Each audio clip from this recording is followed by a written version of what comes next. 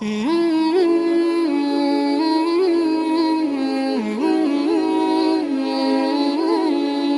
alaikum wa rahmatullahi wa barakatuh, everyone. Welcome back to another episode of the Islamic Defense Podcast. If your country's map looks something like this instead of this, then you probably should have seen this video 10 or 20 years ago.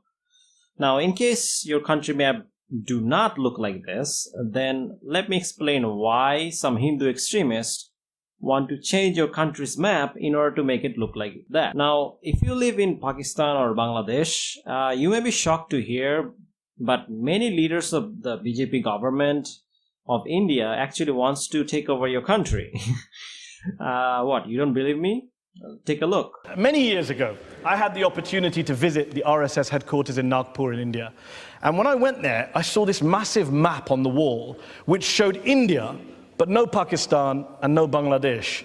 And I believe that's what's called Akhand Bharat, undivided India in some circles, Hindu national circles. Is that what you want to see one day? India restored, undivided, Bangladesh, Pakistan gone from the map? The RSS still believes that one day these parts which have for historical reasons separated only 60 years ago will again through popular goodwill come together and Akhand Bharat will be created. Wow. The RSS believes in that. You were the RSS as an RSS member, I also hold on to that view. So in honor of these wannabe invaders, today's video is going to be a bit different. For the last couple of years, we've all noticed a rise in Hindu extremism in India.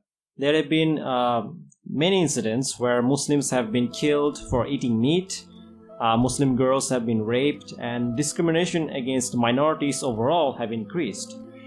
Recently, India has broken their Article 370 with Kashmir. They're taking over Kashmir using force. This is the first step of their plan. Many of our Muslim brothers and sisters in Kashmir right now are trapped because of the curfew. They can probably celebrate Eid as a result of this. There have been many evidences of torture and shootings by the Indian forces as well, which is why I'm starting this video series in order to refute the root of the problem, which is Hindu extremism. Now, however, if you're a Hindu who do not hate Muslims or Islam, then this video is not for you. Turn it off or watch something else. However, if you are an Islamophobe, Hindu extremist, then this video is just for you. So, inshallah, today we will discuss the scientific and logical errors in Hinduism. So, let's get started. Mountains had wings. So, there's a story in Valmiki Ramayana in 5.1.123 to 5. Verse number and in Srimad Bhagavatam 8.11.34, where it says that once upon a time, apparently, mountains had wings. They were flying like pigeons, apparently. They went in all directions. However, when one of the Hindu gods, Indra, realized that the mountains might fall on people, he decided to cut off their wings with a thunderbolt. Now, you know, this makes no sense. I mean, if the Hindu gods are just gonna cut their wings, then why give them wings in the first place? For what? Like less traffic? You know, I mean, what was the point? I mean, it's not like the mountains go anywhere. I mean, forget about the scientific absurdities of Earth operating with flying mountains. The bigger problem here is the fallacy of inconsistency. This verse of Ramayana and Srimad shows us that these so-called Hindu gods cannot be gods because they have no idea what the hell they're doing. So according to Hindu mythology, everything is created by Brahma, this guy with 4 heads. So there are 3 main gods in Hinduism. They are called the Trimurti. Brahma is the creator, Vishnu is the preserver, and Shiva is the destroyer. You can learn more from the books of Henrik Zimmer, who is a scholar of Indian philosophy. Now, this Brahma is all-powerful and knowledgeable since he created everything. Then how come he didn't know that the wings of the mountains would cause problems? Or that it would need to be cut off? I mean, in Hinduism, he is also known as the god of knowledge or Gaineshwar. You can read about it in David Leming's book, A Creation Myth of the World, 2nd edition. And if he really is the God of knowledge and he knows everything, then how come he didn't know that giving wings to mountains is a bad idea? Either he's a God of knowledge who knows everything or not. I mean, this is a complete contradiction. Brahma cannot be a God of creation and then make a mistake in creation. You know? I mean, he cannot be a God of knowledge and then not know that the wings of mountains would cause problems. And also, let's say for the sake of argument that he is not God of knowledge or creation and he didn't know. Then why couldn't Indra just tell him that, hey dude, maybe giving wings to mountains is a bad idea? I mean, either way, as you can clearly see, Brahma here made a mistake by giving wings to mountains. Therefore, he cannot be God, because gods don't make mistakes. It also shows us that these ancient Hindu texts are either corrupted or man-made. This proves that they are not divine, and this proves that Hinduism is a false religion. Also, this is not an avatar situation here either. He didn't come down on earth in a human form and then made a mistake.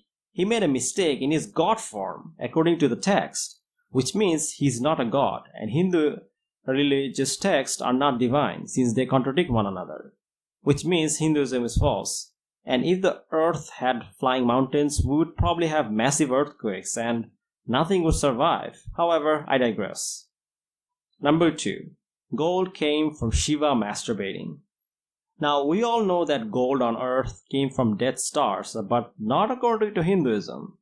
According to Hinduism, gold on earth came from Shiva masturbating.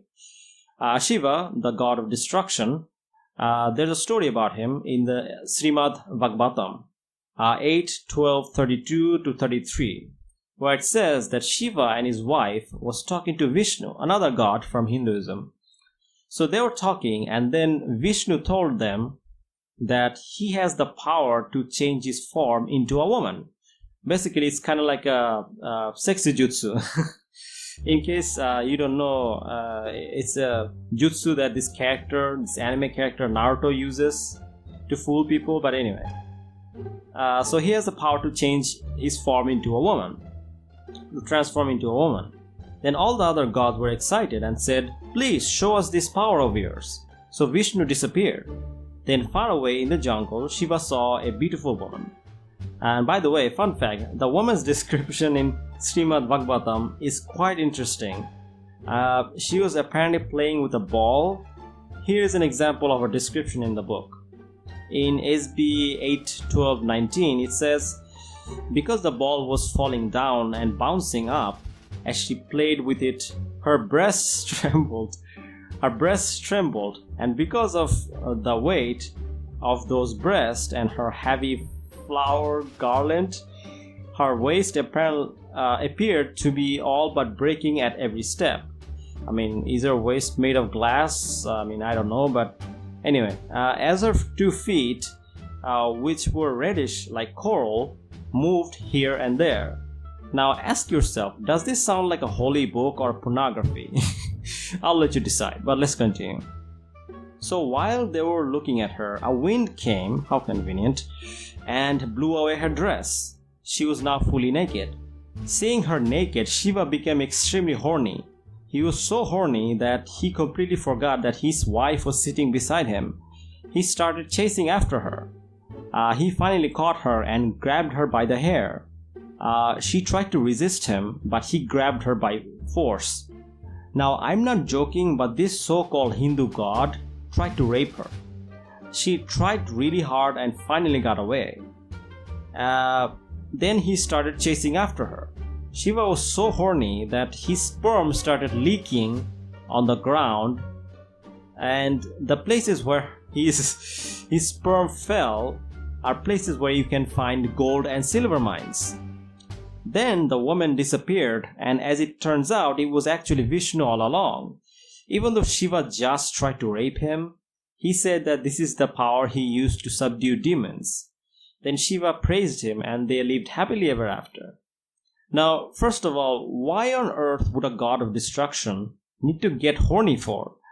That serves no purpose for him. Last I checked, the god of creation was Brahma. Yet here we see Shiva creating gold mines. I mean, this is a contradiction. I mean, he can both be god of destruction and god of creation at the same time. And if he is both god of creation and destruction, then why do you need Brahma for? I mean, this makes no sense. It's a contradiction. Also, according to SB 8:12:15, where it says that the reason Vishnu used this form was to trick demons, then why is it working on Shiva? I mean, does this mean that he's a demon? So which one is it? Is he a demon or a god?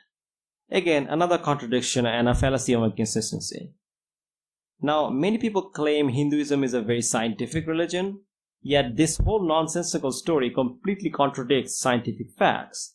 Gold does not come from some guy's sperm, it comes from dying stars.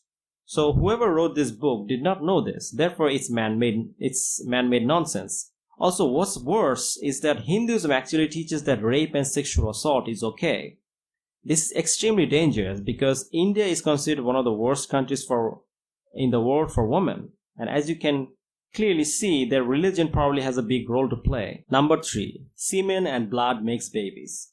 According to Hinduism, a baby is born when semen and blood mixes with each other. In Skanda Purana, 5.3.159.33 to 53, there's a story which says a baby is born when a semen mixes with blood. This is a scientific error. Semen contains millions of sperms, and a woman only becomes pregnant when a sperm enters egg of the female, and not when entire semen mixes with the blood. Every Purana which talks about embryology says that woman becomes pregnant after her blood mixes with semen, which is a scientific error and a contradiction. Number 4. Bones are made of fat. Now, we all know that bones are made from certain cells in our body known as osteoblasts or osteoclasts. When these cells start to work together, new bone starts to form. As we grow, certain bones starts to fuse together and become a single bone. However, not according to Hinduism. As a matter of fact, Hinduism claims that bones are made from fat. In Brahma Puranas, chapter 17, verse number 49, it says that fat is produced from flesh, bone is produced from fat, marrow is generated from bone, and semen is produced from marrow. So as you can see, Hinduism doesn't only say bones are made from fat, it also says semen comes from the bone marrow. This is another scientific error. Semen does not come from bone marrow, it comes from the penis and not the bone marrow. Looks like this author of Purana didn't know this, and therefore it's a man-made mistake and this book cannot be defined. Number 5. Babies without sex. Now you think that wasn't bad enough? Well, according to Hinduism, in ancient times, apparently people could have babies without sex. Apparently, back in those days, women could get pregnant just by touching them. I mean, can you imagine? Just a woman just walking by, then you just accidentally bump into them, and boom, she's pregnant. Anyway. So in Mahabharata, 12:207, 38, from 38 to 40, there's a story which says that sexual congress, O chief of Bharatas, was then not necessary for perpetuating the species. In those days, offsprings were begotten by flat of the will. In the age that followed, Tetra, children were begotten by touch alone. So babies were born just by touching women. Interesting. I always wondered why India is so overpopulated. Now I know. Number 6. You can become pregnant by swallowing semen. Now, we all know that it's not possible to get pregnant by swallowing semen. According to an article by Dr. Deborah Sullivan, it's impossible to become pregnant by swallowing semen. You can only become pregnant if sperm comes into contact with the female eggs. However, Hinduism says otherwise. According to Hinduism, you can become pregnant by swallowing semen. Not only that, It also says that even animals can become pregnant by swallowing semen, if they ever swallow human semen. So in Brahma Vaivtra Purana, Brahma Kanda 20, verse number 33 to 46, there's a story that says, at the time of Makanda or Menaka was passing by the way, at the sight of her thigh and breast, the semen of the saint was discharged. Some saint this guy is. And thereupon the woman Kalavati drank it cheerfully, yike, and went to her husband, bowed to him, and told him everything about her pregnancy. I mean, can you imagine the husband's reaction? The wife is like, hey honey, so I was walking on the street and some guy saw me and got horny. So he immediately ejaculated and then I drank his semen and now I'm pregnant. And the husband is like, wow honey, I'm so proud of you. By the way, if you think that's bad, it gets worse. So there's a story in Vishnu Purana 4.2 where a man gets pregnant by drinking sperm water. So there was this king who had no child. So one day the holy priest made a water with sperm and made it ready for the queen. The king woke up in the middle of night and he was thirsty, so he drank the sperm water. Then when the priest woke up and saw that the sperm water had been drunk, they said the queen who drank the water would become pregnant.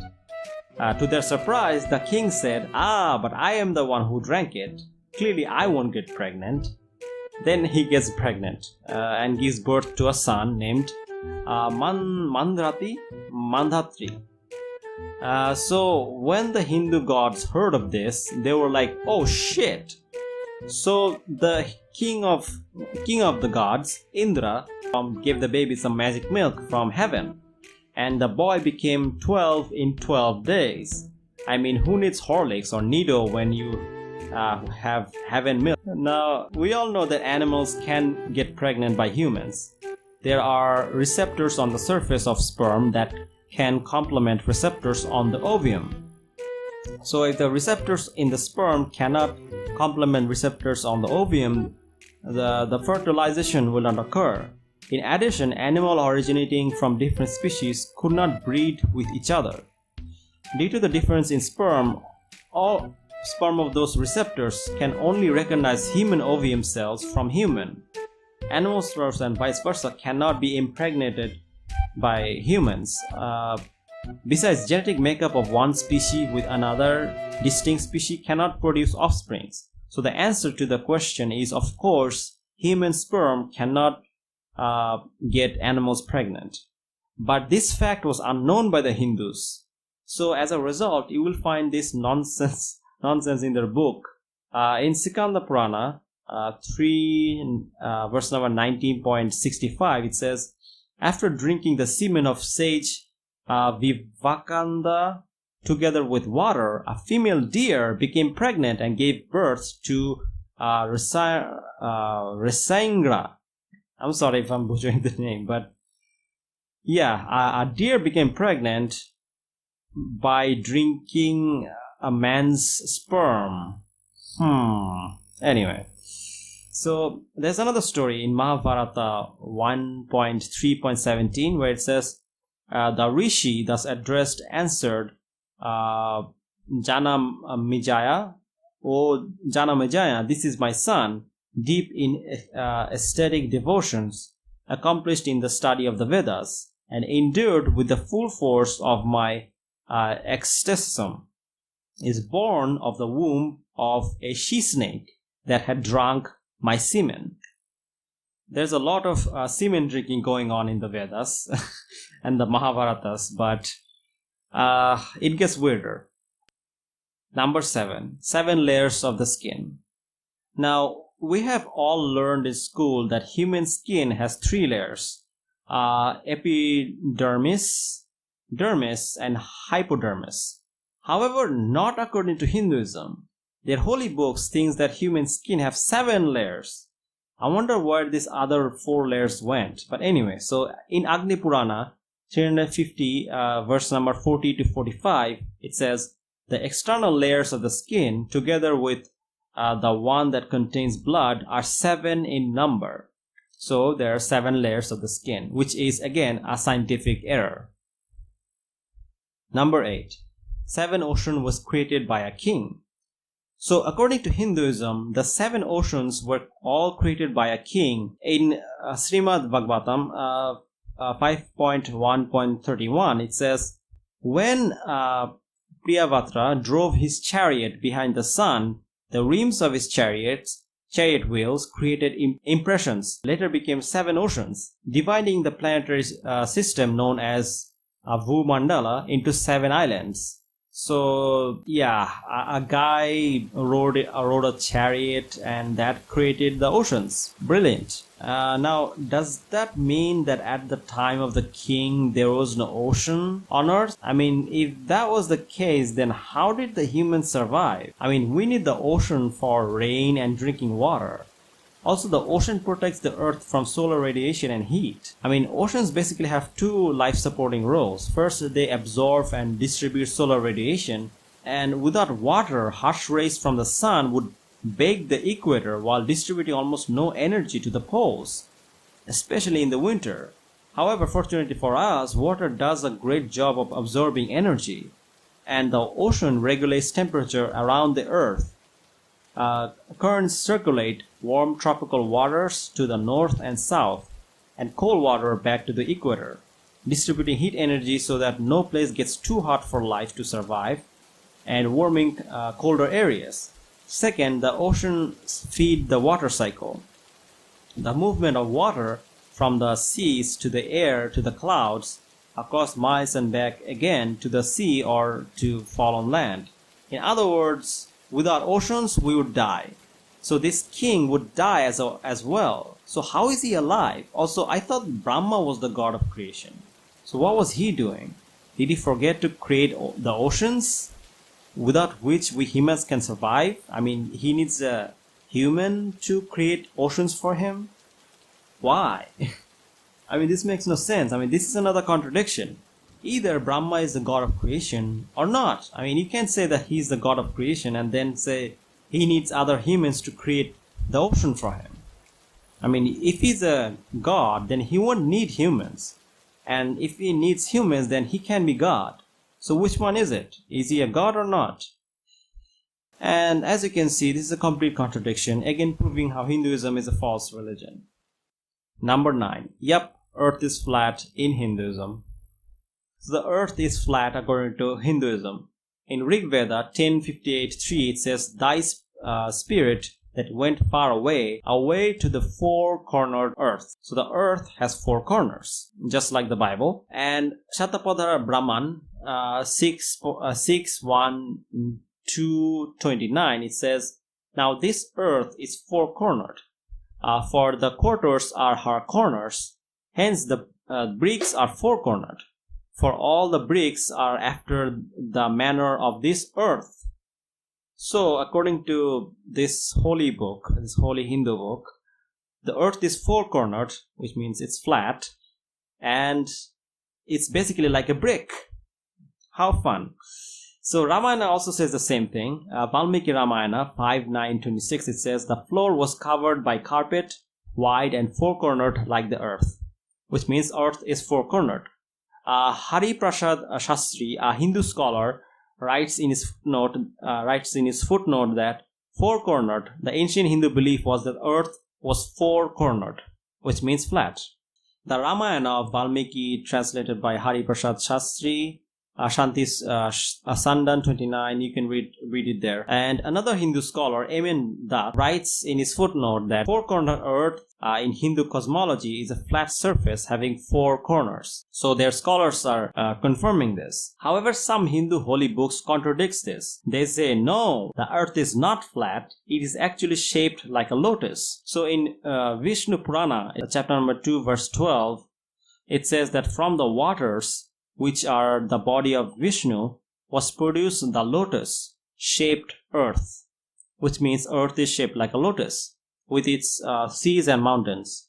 Vayu Purana 134:44, it says, The lotus was fashioned by Vishnu, grew from his umbilicus. The earth, along with the forest and trees, was evolved in the shape of a lotus, which means earth was in the shape of a lotus. Srimad Bhagavatam also describes the planetary system of the earth as a lotus-shaped Jambudvipa, which is supposed to where we live, in the shape of a leaf or a lotus flower. So again, the earth is in the shape of a lotus flower. As Srimad Bhagavatam 5.16.5, it says that the planetary system known as Bhumandala resembles a lotus flower, and its 7 island resembles the whole of the flower. The length and breadth of the island known as Jambudva, which is situated in the middle of the whole, are 1 million yojanas, 8 million miles. Jambudva is round like the leaf of a lotus flower. Now, some translates a word like Gao, Bhumandala as globe, which is misleading because they try to insert their own definitions. While according to Hinduism, the earth is four-cornered, lotus-shaped, and flat. Number 10. The earth doesn't move. According to Hinduism, the earth doesn't move. In Mahabharata 13:62-2, it says, earth is immovable and indestructible. Mahabharata 5.76.7-8, it says, behold, O Krishna, the firmament and the earth, which are immovable, immense and infinite, and which are the refuge of, in which case are born these countless creatures. So it says the earth is immovable. Vayu Purana 135:11, it says, and also Linga Purana 49.25b to 27, it says, Meru has 4 great ranges, legs in all the 4 quarters, held by them the earth with her 7 continents, which does not move. So the earth is not only flat, it also doesn't move. And it also is shaped like a lotus. Now, Brahma Vaivarta Purana Krishna Jammukanda 87:99-104, there's a story where the verses say, Vrinda, so saying, remained there like the immovable earth, which means earth is immovable. Artava Veda 6:44-1, it says, the heavens have stood still, the earth has stood still, all creatures have stood still, the trees that sleep erect have stood still. May this disease of thine stand still. So as you can see, everything is standing still according to Hindu cosmology. The heavens are standing still, the earth is standing still, so, which is a contradiction to science. Number 11. The sun revolves around the earth. Yes, the Hindu holy book says the sun revolves around the earth. According to Brahmanda Purana 1:2:21-87-88, it says, every day the sun traverses those zones in due order, just as the outer rim of the potter's wheel comes back quickly as it revolves. So also the sun functions quickly during his southern transit. Hence he traverses a major portion of the earth in the course of a short period. Also in Brahmanda Purana 2:23:44-45, it says, thus the sun traversed the quarter by means of his swift chariot with one wheel. The horse are splendid, but they do not have the usual place in the course of a day and night. The sun traverses the earth consisting of 7 continents and oceans by means of his chariot with single wheel, which means the sun is being pulled by some chariot and they're going in circles around the earth. Interesting. Now, also in Matsya Purana 126:41-46, it says, the sun in course of one single day and night goes swiftly over the world consisting of 7 oceans and 7 islands. So the world only has 7 islands. Just think about that for a moment. But anyway, so sitting in his one-wheeled chariot and drawn by 7 horses, the 7 horses yoked the sun's chariot are not other than the 7 chandas mitris. They can assume forms at their will. They go as they like. So basically, there's a chariot that's pulling the sun, and they're going on rounds and rounds over the earth. In other words, the sun is making rounds around the earth, and the earth is stationary, and the sun is going around it. It doesn't get any more clearer than this. So yeah, and like I said, in number 12 would be a horse pulls the sun. So according to Hinduism, the sun is being pulled by 7 horses. In Rig Veda 1:10, 1:15:8 and 1:51, it says, "O bright sun, a chariot named Harit with 7 horses takes you to sky." Oh, how fun, how brilliant that is. The sun is being taken on a joyride. Anyway, also in Mahabharata book number 13, 158, verse number 20 to 22, it says, "The sun possessed of 1,000 rays, he it is that constitutes the wheel of the year, having 3 naves and 7 horses to drag it. He is the sun, the dispeller of the darkness." So this guy is pulling the sun using his horses. Srimad Bhagavatam 5:21, 12 to 19, it says, "Thus the chariot of the sun god, which is Tremaya, or worshipped by the worlds, Om Bhar Bhubashva, travels through the 4 residents." Now one can argue that it's an invisible horse. Fine, no problem. But then why is an all-powerful God needed a horse to pull the sun? Can't he pull himself? Is he not powerful enough? If he's not powerful enough, then how can he be God? It's like his one job. If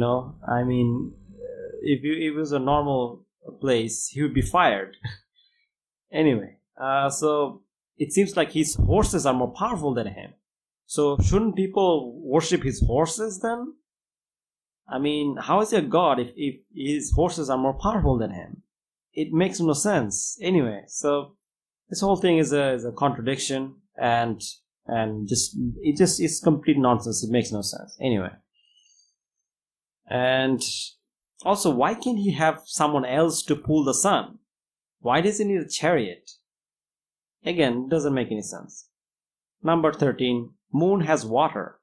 So, in case you didn't know, but moon has water according to Hinduism. Elon Musk would flip if he knew that, if he had read the Hindu holy books. So, according to their holy books, the moon has water. In Vaya Purana, 53 to 57, it says, "The orb of the moon is of solid water, and the orb of the sun is of solid refulgence." So the moon is made of water, according to Hinduism. The Vaya Purana 53, 84 to 86, it says, "Thus the abode of the resident deities are mentioned. The abode of the 1,000-rayed suns is full of fire and sparkling, and the abode of 1,000-rayed moon is full of water and sparkling white. The abode of a 5-rayed charming planet, Buddha, is dark in color." By the way, I don't know which planet is dark in color, but anyway, so the writers of the Puranas were probably sniffing some cocaine when they wrote this and saw some water on the moon. Guys, this is why you shouldn't do drugs. Anyway, let's continue. So 14, the moon is bigger than the sun. So that's right, kids, the moon is bigger than the sun in Hinduism. In Brahmanda Purana, I2 21:8, it says, "In diameter as well as girth, the moon is twice as much as the sun." Sorry. So God. Anyway, so in Vayu Purana 53:61 to 62, it says the diameter of the sun is 9,000 yojanas, and the girth of sun is 3 meters in diameter. The width of the moon is twice that of the sun. So the moon is bigger than the sun. Oh God! And I wish I was hallucinating when I'm reading this, but this is real. This is anyway. So in Vaya Purana, it also says I-1563. The extent of the sun is 9,000 yojanas. Yojana is a distance, by the way. It's a way the Hindu priests, or in Hinduism, basically, it's a way to measure the distance. I think one yojana is like 8 miles or something like that. But anyway, so the girth or the extent of its disk is thrice its diameter. The lunar disk is twice that of the solar disk, which means the moon is bigger than the sun. Anyway, this religion, man. Anyway, so number 15, Earth is being held up by elephants. That's right, kids. You thought that was it? Oh no. The Earth is apparently being held by elephants. So according to Hinduism, the Earth is being held up by elephants. When this elephant moves, earthquake happens. That's right. In Valmiki Ramayana 1:14-13 to 22, it says, while digging the earth. By the way, I don't know why on earth whoever is digging the earth for. But anyway, so in the story it says they dig so deep that they found deep underneath that the mountains is similarly held up by elephants, or the earth is being held up by elephants named oh my God, I'm gonna butcher this name. Virupakash, which is bearing the eastern side of Earth's surface on its head. O Rama, the Lakti of Rahu, the great elderly elephant, Virupakasha is bearing the entire eastern Earth along with its mountains and forests on its head. On a certain occasion, O Rama of Kutusta, when the great elephant moves its head, desiring respite and in tiresomeness, the earthquake will occur on earth. So basically, the earth is being held up by elephants, and whenever the elephants move their head, earthquake happens. That's right. All those geologists are all wrong. Earthquake doesn't happen because of tectonic plates. It happens because of the invisible elephants that are holding it up. Or not even invisible. They're quite visible because this guy can see it. So yeah. And a 6th century Indian astronomer named Vara Mihara also writes about this in his book Brista Mashita 32.1, where it says, some hold that an earthquake is caused by huge animals living in the midst of the ocean. So apparently these elephants not only is holding up the earth, they also live in the ocean, because the elephants have apparently become sea creatures now. I mean, like, I don't know, like, are they like kind of like Aquaman animals? Like, why are they underwater? I mean, elephants underwater? So according to Hinduism, elephants are now fish. Anyway, oh my God, I'm gonna lose my mind reading this, making this video about this book. But anyway, let's continue. While others, let's continue. Hinduism also contradicts itself by saying that no, actually the earth is being held up by a snake. In Vishnu Purana 2.5, it says there is a snake called Shisha, and this Shisha is holding up the entire world like a diadem upon its head, and it is the foundation of the Pilpatas or the rest. So yeah, the whole world is being held up by a snake. In Shiva Purana, it says the earthquake happens when the snake stretches itself.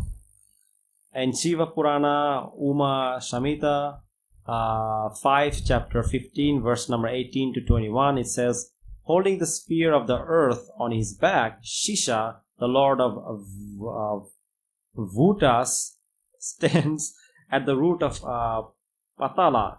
He is worshipped for his endless attributes. The power of his fertility cannot be adequately described even by his ambitious gods, nor can his form be known. And yet we know that he's a snake. So did this guy not read his own book? Because in other Puranas it says that he's a snake, yet he's saying that his form cannot be described. It's a contradiction. So which one is it? Is he a snake, or is his form cannot be described? Again, another contradiction. But anyway, let's continue.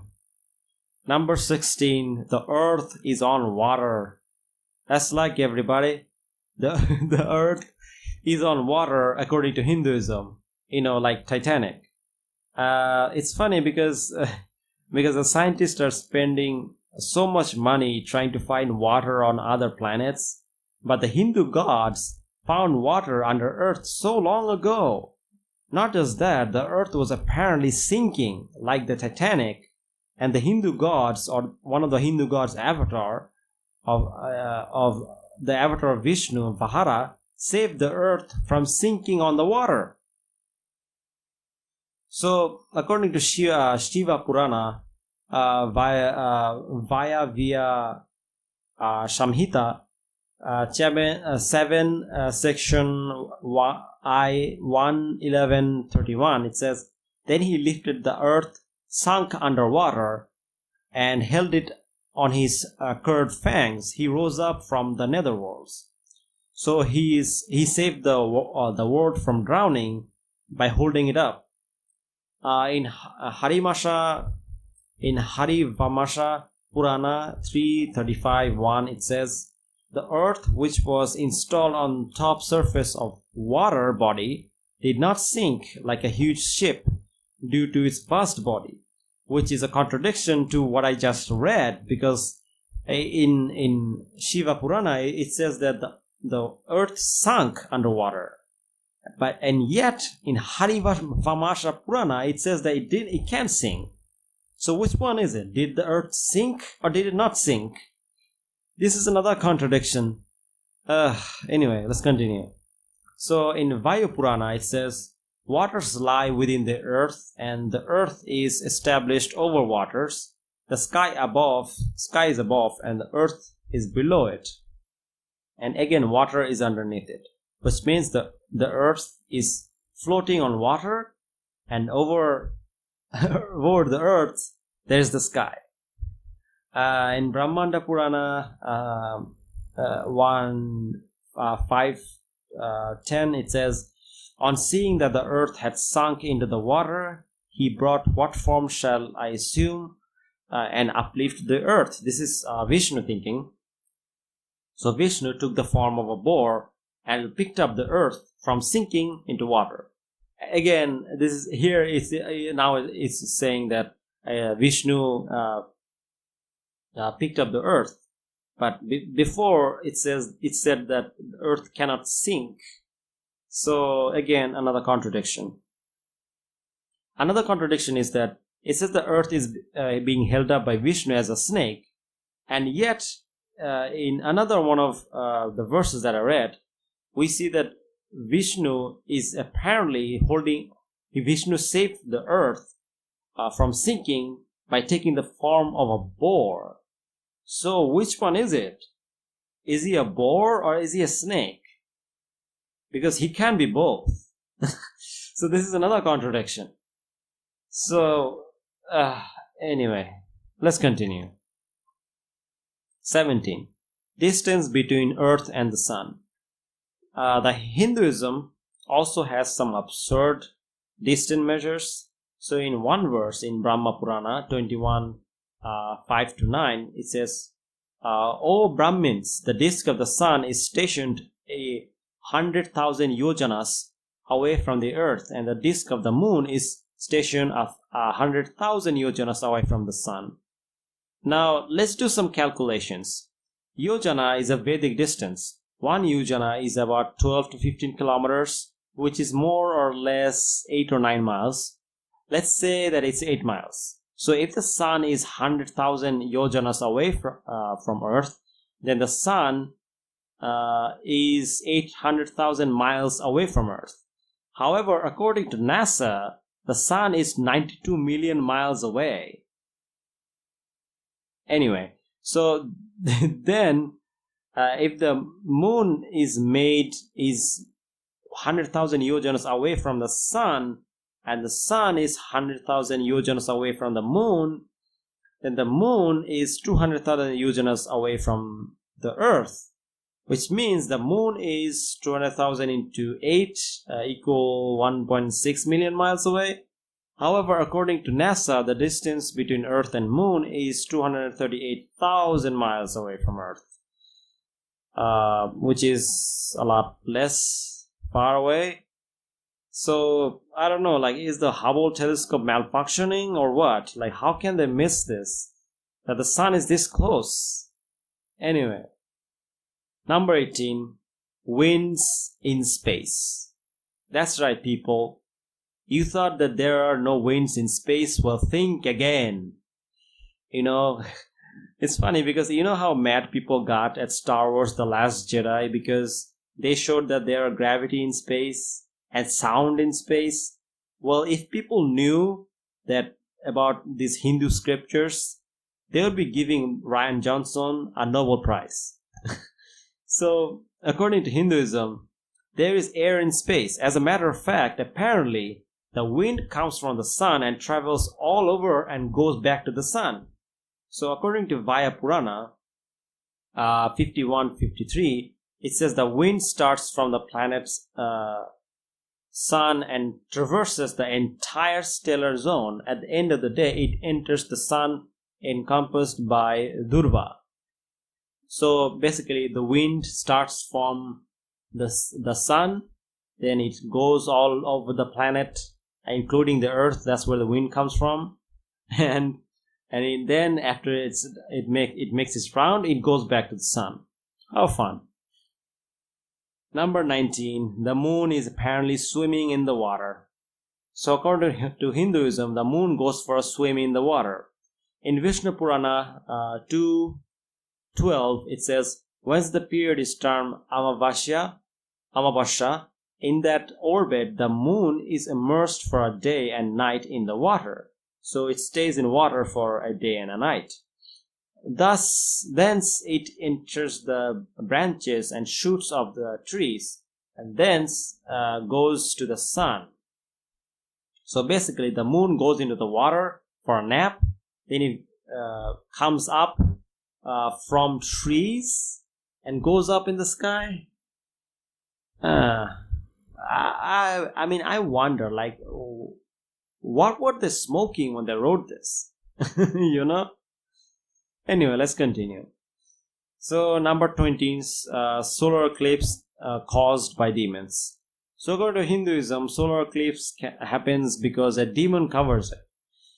Maybe because it's cold, who knows. Anyway, Rig Veda 5:5-6, it says that the sun gets covered by a demon, and that's why the solar eclipse happens. Number 21. The sky is held up by pillars. So according to Hinduism, the sky is held up by pillars.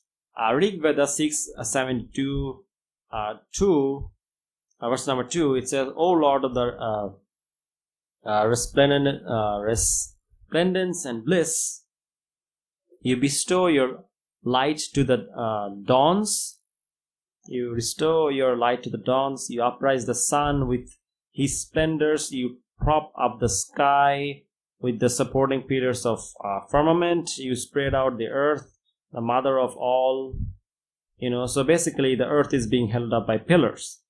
And it is also repeated in Rig Veda 6:47-5, where it says, this very same elixir is devotional love finds the wavy sea of brilliant colors in forefront of the dogs, whose dwelling is in firmament.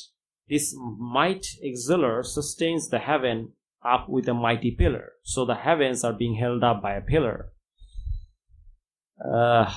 Anyway. And I wonder where these pillars went. I mean, anyway, so that's it for now. See, ancient religions like this have lost their appeal in modern times, and for a good reason. The truth is, they make no sense, whether it's Greek mythology or Hindu mythology or Norse mythology. The thing is that you can't have more than one God, because in order to create our existence, our God has to be completely unique and nothing like his creation, because he is outside of his creation, so he has to be different. I mean, let me put it to you in a simple way. If a poet writes a poem, will his poem be anything like him in nature? Of course not. The poem doesn't need to eat, breathe, go to the toilet, etc. However, the poet does. So there will always be a fundamental difference between a creator and a creation, you know. And this is why our existence cannot come from someone who is like us in nature. Which is why the concept of God in Islam makes sense, because he is nothing like us. He doesn't need to eat, sleep, etc. However, in Hinduism, the Hindu gods, as you can see, are just like us. They make mistakes, they get married, have sex, and according to some Puranas, they even try to rape other gods. They go to war, etc., etc. These are all human things, which is why they cannot be gods. You know, I know many Hindus are nice people, and however, recently with the rise of right-wing extremism and the rapid Islamophobia from extremist Hindus, it has led me to make this video. And it's really sad what is happening in Kashmir. The BJP and the Hindu right-wing nationalism is a serious threat for everyone, even the Hindus. These people want an Akhanda Bharat or Akhanda Bharat, which means that an undivided India from Afghanistan to Myanmar. They want to make sure Pakistan and Bangladesh, two sovereign nations by the way, completely wiped off the map. They want to make sure that my country, Bangladesh, is part of India. Now, this makes them just as dangerous as ISIS or the Nazis. The scary part is that they have already started the plan. They have gotten rid of Article 370 and made sure that Kashmir is now theirs.